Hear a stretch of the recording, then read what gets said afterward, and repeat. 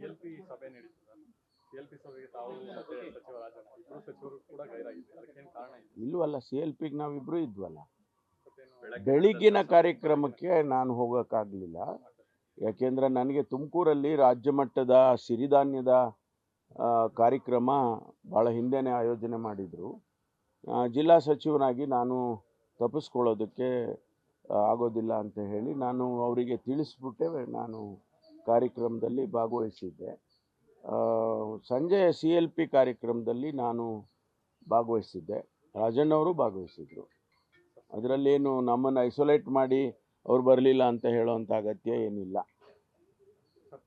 ನಿನ್ನೆ ಸಭೆಯಲ್ಲಿ ಲಕ್ಷ್ಮೀ ಹೆಬ್ಬಾಳ್ಕರ್ ಅವರು ಮತ್ತು ಸತೀಶ್ ಜಾರಕಿಹೊಳಿ ಅವ್ರಿಗೂ ಇಬ್ಬರಿಗೂ ಕೂಡ ಒಂದಷ್ಟು ತಗಾಫಾರ ಆಗಿದೆ ಅನ್ನಿಸ್ತು. ಅದಕ್ಕೆ ಕಾಂಗ್ರೆಸ್ ಭವನ ಕಟ್ಟುವಂಥ ವಿಚಾರದಲ್ಲಿ ನೋಡಿ, ಕಾಂಗ್ರೆಸ್ ಭವನಗಳನ್ನು ಜಿಲ್ಲಾ ಸಚಿವರುಗಳು ಯಾವ ಯಾವ ಜಿಲ್ಲೆಯಲ್ಲಿ ಕಾಂಗ್ರೆಸ್ ಕಚೇರಿ ಇಲ್ಲ, ಯಾವ ಯಾವ ತಾಲೂಕಿನಲ್ಲಿ ಕಾಂಗ್ರೆಸ್ ಕಚೇರಿ ಇಲ್ಲ, ಅಲ್ಲಿ ಕಚೇರಿಯನ್ನು ಮಾಡಬೇಕು ಅಂತೇಳಿ ಅಖಿಲ ಭಾರತ ಕಾಂಗ್ರೆಸ್ ಪಕ್ಷದ ವತಿಯಿಂದ ಸೂಚನೆ ಬಂದಿದೆ. ನಾನು ಅಧ್ಯಕ್ಷನಿದ್ದಾಗ ಬೆಳಗಾಂನಲ್ಲಿ ಒಂದು ಜಾಗ ತಗೊಂಡು ಕಚೇರಿ ಕಟ್ಟಬೇಕು ಅಂತೇಳಿ, ಯಾಕೆಂದರೆ ನಾನು ಪ್ರತಿ ಸಾರಿ ಬೆಳಗಾಮಿಗೆ ಹೋದಾಗ ಅಲ್ಲಿಯ ಕಚೇರಿ ಆ ವ್ಯವಸ್ಥೆಯನ್ನು ನೋಡಿ ನಾನು ಭಾಳ ಸಂದರ್ಭದಲ್ಲಿ ನೀವೆಲ್ಲ ಇಷ್ಟು ದೊಡ್ಡ ದೊಡ್ಡ ಲೀಡರ್ಸ್ ಇದ್ದೀರಿ, ಕಚೇರಿ ಕಟ್ಟಬೇಕು ಅಂತ ಹೇಳುವಾಗ ಅವರು ಸರ್ಕಾರದ ಜಾಗ ಕೊಟ್ಟರೆ ನಾವೆಲ್ಲ ಕಾಂಟ್ರಿಬ್ಯೂಟ್ ಮಾಡಿ ಕಟ್ತೇವೆ ಅಂತಕ್ಕಂಥದ್ದನ್ನು ಪ್ರಸ್ತಾವನೆ ಬಂತು. ಸಂಪುಟದಲ್ಲಿ ಅದನ್ನು ತೀರ್ಮಾನ ಮಾಡಿ ಆ ಜಾಗವನ್ನು ಕೊಟ್ಟರು. ಅದಕ್ಕೆ ಹಣನೂ ಕಟ್ಟಿದ್ವಿ. ನಾನೇ ಅಧ್ಯಕ್ಷನಾಗಿ 45 ಲಕ್ಷ ರೂಪಾಯಿ ನಾನೇ ಕೊಟ್ಟಿದ್ದೆ.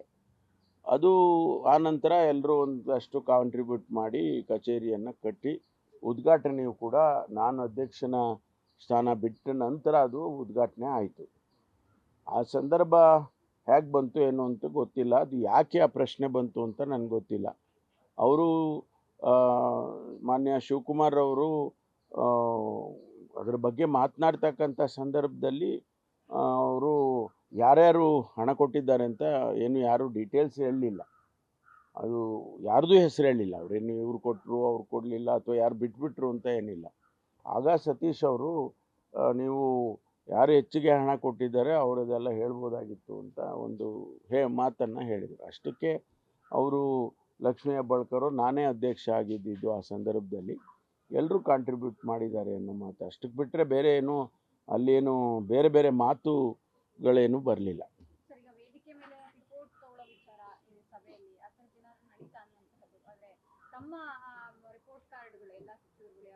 ಗೊತ್ತಿಲ್ಲ ನನಗೆ, ಅವರು ತಗೊಳ್ಬೋದು. ಹಿಂದೆನೂ ಕೂಡ ಕೇಳಿದರು ನಮಗೆ, ಎಲ್ಲ ಸಚಿವರುಗಳಿಗೂ ನಿಮ್ಮ ಇಲಾಖೆ ಪರ್ಫಾರ್ಮೆನ್ಸ್ ರಿಪೋರ್ಟ್ ಕೊಡಿ ಅಂತ ಕೇಳಿದರು.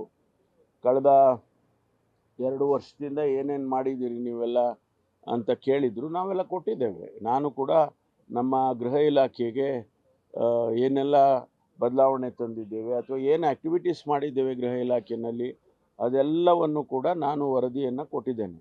ಅದೇ ರೀತಿ ಎಲ್ಲ ಸಚಿವರು ಕೊಟ್ಟಿದ್ದಾರೆ.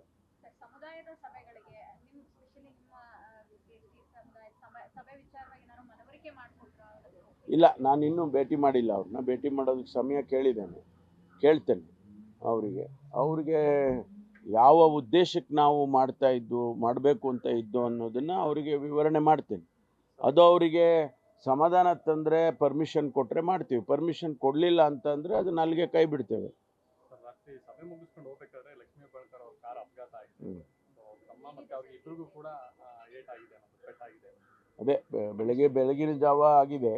ಅದು ಒಂದು ಲಾರಿ ಅವಾಯ್ಡ್ ಮಾಡೋದಕ್ಕೆ ಹೋಗಿ ಮರಕ್ಕೆ ಹೊಡೆದಿದ್ದಾರೆ. ಕಾರು ತುಂಬ ಜಖಮ್ ಆಗಿದೆ. ಅವರಿಗೆ ಸ್ವಲ್ಪ ಸಣ್ಣ ಪುಟ್ಟ ಗಾಯಗಳಾಗಿದ್ದಾವೆ ಅಂತ ಕೇಳಿದೆ. ನಾನು ಅವರ ತಮ್ಮ ಫೋನ್ನಲ್ಲಿ ಮಾತಾಡಿದೆ. ಸೀರಿಯಸ್ ಆಗಿ ಇಂಜುರೀಸ್ ಏನಾಗಿಲ್ಲ. ಅವರು ಸ್ವಲ್ಪ ಡಿಸ್ಟರ್ಬ್ಡ್ ಇದ್ದಾರೆ ಅಂತ ಹೇಳಿ ಆಸ್ಪತ್ರೆಯಲ್ಲಿದ್ದಾರೆ ಅಂತ. ಅವ್ರಿಗೆ ಮಾತಾಡೋಕ್ಕಾಗಲಿಲ್ಲ. ಅವ್ರ ತಮ್ಮನಿಗೆ ಮಾತಾಡಿದೆ ನಾನು. ಪಕ್ಷಕ್ಕಿಂತ ಸರ್ಕಾರಗಳು ಮುಖ್ಯ ಅಲ್ಲ, ಪಕ್ಷ ಇದ್ರೆ ಮಾತ್ರ ಸರ್ಕಾರ ಅನ್ನುವಂತಹ ಒಂದು ಮಾತು ವೇದಿಕೆ ಮೇಲೆ ಬಂದಿದ್ದಂತಹ. ಹಿಂದೆನೂ ಕೂಡ ಡಿ.ಕೆ. ಶಿವಕುಮಾರ್ ಸೇರಿದಂತೆ ಅನೇಕರು ಪಕ್ಷನೇ ಇಂಪಾರ್ಟೆಂಟ್ ಅನ್ನುವಂಥದ್ದು ಹೇಳಿದ್ರು. ನೆನೆಯೂ ಕೂಡ ಆ ಥರದ ರೀತಿಯಾದ ಒಂದು ಸೂಚನೆ ಕೂಡ ಬಂದಿದೆ. ಅಲ್ಲ, ಅದೇನು ಹೊಸದೇನಲ್ವಲ್ಲ.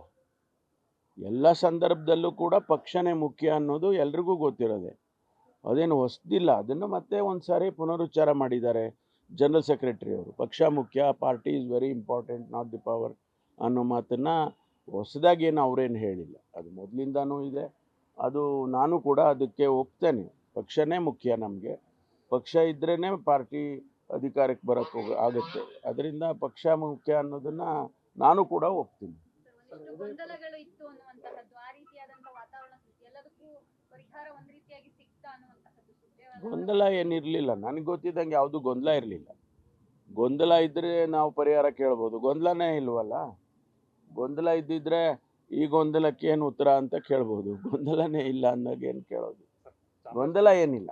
ಅದು ಅವ್ರು ಸುಮ್ಮನೆ ಅನವಶ್ಯಕವಾಗಿ ಯಾರೋ ಮಾತಾಡ್ಕೊಳ್ತಾರೆ ಅಂತಂದರೆ ಅದಕ್ಕೆ ನಾವು ಕಾರಣರಲ್ಲ. ಸರ್, ಒಂದು ಹುದ್ದೆ ಒಂದು ವ್ಯಕ್ತಿ ವಿಚಾರ, ವಿಚಾರ ಇನ್ನೇ ಸುಜ್ಜರ್ 99% ಎಲ್ಲವೂ ಮಾಡೋಕ್ಕಾಗಲ್ಲ, ವಿಶೇಷ ಪ್ರಕರಣ ಗೊತ್ತಿಲ್ಲ ನನಗೆ. ಅದು ಎಲ್ಲಿ ಬಂತದ್ದು ಗೊತ್ತಿಲ್ಲ. ಆ CLP-ನಲ್ಲಿ ಅದೇನು ಚರ್ಚೆ ಬರಲಿಲ್ಲ. ಚಾಮರಾಜಪೇಟೆ ಪ್ರಕರಣ, ಸೊ ಒಬ್ಬ ಅರೆಸ್ಟ್ ಆಗಿದ್ದಾನೆ. ಬಟ್ ಬಿಜೆಪಿಯ ವಿಪಕ್ಷ ನಾಯಕರಾಗಿರ್ಬೋದು ಅಥವಾ ಯಾವುದೇ ನಾಯಕರಾಗಿರ್ಬೋದು, ಆತ ಅಲ್ಲ ನಿಜವಾದ ಅಪರಾಧಿ, ಬೇರೆಯವರು ಸುಮ್ಮನೆ ಯಾರನ್ನ ಅಮಾಯಕನನ್ನ ಕರ್ಕೊಂಡು ತಂದು ಬಂದಿದ್ದಾರೆ. ಕೂರಿಸಿದ್ದಾರೆ, ಡೈರೆಕ್ಟ್ ಆಗಿ ಸರೆಂಡರ್ ಮಾಡಿದ್ದಾರೆ. ಇದು ವಿಚಾರಣೆನೂ ನಡೆದೇ ಈ ರೀತಿ ಮಾಡಿದಂತಹದ್ದು ಇದರಿಂದ ಯಾರು ಇದ್ದಾರೆ? ಇಲ್ಲ ಅವ್ರು ಯಾರೇ ನೋಡಿ, ಅವ್ರು ಯಾರೇ ಇರಲಿ, ಎಷ್ಟೇ ದೊಡ್ಡವ್ರು ಇರಲಿ ಚಿಕ್ಕವ್ರು ಇರಲಿ, ಕಾನೂನಿಗೆ ವಿರುದ್ಧವಾಗಿ ನಡ್ಕೊಳ್ತಕ್ಕಂಥವರಿಗೆ ಕ್ಷಮೆ ಇರ್ತದಾ? ಅದರಿಂದ ಇವತ್ತು ಅವ್ನು ಯಾರನ್ನೋ ಕರ್ಕೊಂಡು ಬಂದು ಅರೆಸ್ಟ್ ಮಾಡಿದ್ದಾರೆ ಅಂತ ಹೇಳಿದ್ರೆ ಯಾರನ್ನೂ ತೊಗೊಂಡು ಬಂದು ಅರೆಸ್ಟ್ ಮಾಡೋಕ್ಕಾಗೋದಿಲ್ಲ. ಅದಕ್ಕೇನಾದರೂ ಆ ಘಟನೆಗೆ ಒಂದಿಷ್ಟು ಸಂಬಂಧ ಇದ್ದರೆ, ಅಥವಾ ಅವರು ಪ್ರಿಲಿಮಿನರಿಯಾಗಿ ಅವ್ನು ಕರ್ಕೊಂಡು ಬಂದಿದ್ದಾರೆ, ಒಂದು ವೇಳೆ ಇನ್ಯಾರಾದರೂ ಇದ್ದರೆ ಅವನೇ ಬಾಯಿ ಬಿಡ್ತಾನೆ, ಆಗ ಅವ್ರನ್ನೂ ಕರ್ಕೊಂಡು ಬರ್ತಾರೆ, ಅವ್ರ ಮೇಲೂ ಕೇಸ್ ಹಾಕ್ತಾರೆ. ಅದು ಪ್ರಿಲಿಮಿನರಿಯಾಗಿ ಆಗ್ತಕ್ಕಂಥ. ಈಗ ನಿನ್ನೆ ಬೆಂಗಳೂರಿನಲ್ಲಿ ಆಗಿದ್ದ ಘಟನೆ ಕೂಡ ಅದೇ ರೀತಿಯಲ್ಲಿ. ಅವನು ಒಬ್ಬನೇ ವ್ಯಕ್ತಿ, ಅವನು ಬಿಹಾರದಿಂದ ಬಂದಿದ್ದಾನೆ. ಬಂದು ಇಲ್ಲಿ ಅವನಿಗೆ ಮಾನಸಿಕವಾಗಿ ಅವನಿಗೆ ಏನೇನೋ ಹಾಕ್ಕೊಂಡಿದೆ. ಅದು ಕುಡಿದ್ಬಿಟ್ಟು ಆ ಕುಡಿದ ಇದರಲ್ಲಿ ಅವನು ಹೋಗಿ ಹಸುಗಳ ಕೆಚ್ಚಲನ್ನು ಕತ್ತರಿಸಿದ್ದಾನೆ, ಕುಯ್ದಿದ್ದಾನೆ. ಅದು ಮಾನವೀಯತೆ ಇರೋರು ಯಾರು ಅಂಥ ಕೆಲಸ ಮಾಡೋದಿಲ್ಲ. ಅದಕ್ಕೆ ಅವನಿಗೆ ಅರೆಸ್ಟ್ ಮಾಡಿದ್ದಾರೆ. ಈಗ ಅವನಿಂದನೂ ಯಾರೋ ಇದ್ದಾರೆ ಅಂದಾಗ ಅದನ್ನು ಅವನಿಗೆ ಬಾಯಿ ಬಿಡಬೇಕಲ್ಲ. ಅವ್ನು ಬಾಯಿ ಬಿಡ್ತಾನೆ. ಇದ್ದರೆ ಯಾರಾದರೂ ಹೇಳ್ಕೊಟ್ಟು ಮಾಡಿಸಿದರೆ ಅವ್ನು ಬಾಯಿ ಬಿಡ್ತಾನೆ.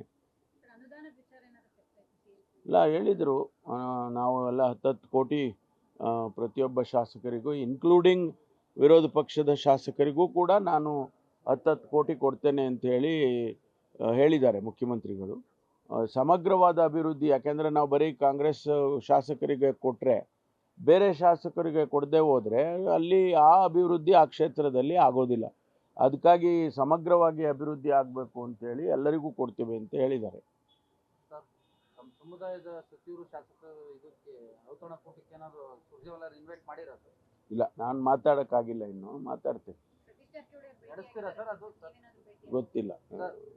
ಸಭೆ ಔತಣಕೂಟ ನಡೆಸ್ತೀರಾ? ಅಲ್ಲ, ನಾನು ಹೇಳಿದ್ದೀನಲ್ಲ, ಅವರಿಗೆ ಕೇಳ್ತೀವಿ, ಅವ್ರಿಗೆ ವಿವರಣೆ ಕೊಡ್ತೀವಿ. ನಮ್ಮ ಹೈಕಮಾಂಡ್ ಅಲ್ವಾ, ಅವರು ಹೈಕಮಾಂಡಿನ ಪ್ರತಿನಿಧಿ, ಅವರಿಗೆ ವಿವರಣೆ ಕೊಡ್ತೀವಿ. ನಾವು ಯಾಕೆ ಸಭೆಯನ್ನು ಮಾಡಬೇಕು ಅಂತ ಹೇಳಿ ಅಂದ್ಕೊಂಡಿದ್ದೋ, ಅವರು ಬೇಡಪ್ಪ ನೀವು ಮಾಡಬೇಡಿ ಅಂದರೆ ನಿಲ್ಲಿಸ್ತೀವಿ. ಹೈಕಮಾಂಡ್ ಇಸ್ ಸುಪ್ರೀಂ ಅಲ್ಲ. ಗ್ಯಾರಂಟಿ ನ್ಯೂಸ್, ಸುದ್ದಿ ಖಚಿತ, ನ್ಯಾಯ ನಿಶ್ಚಿತ.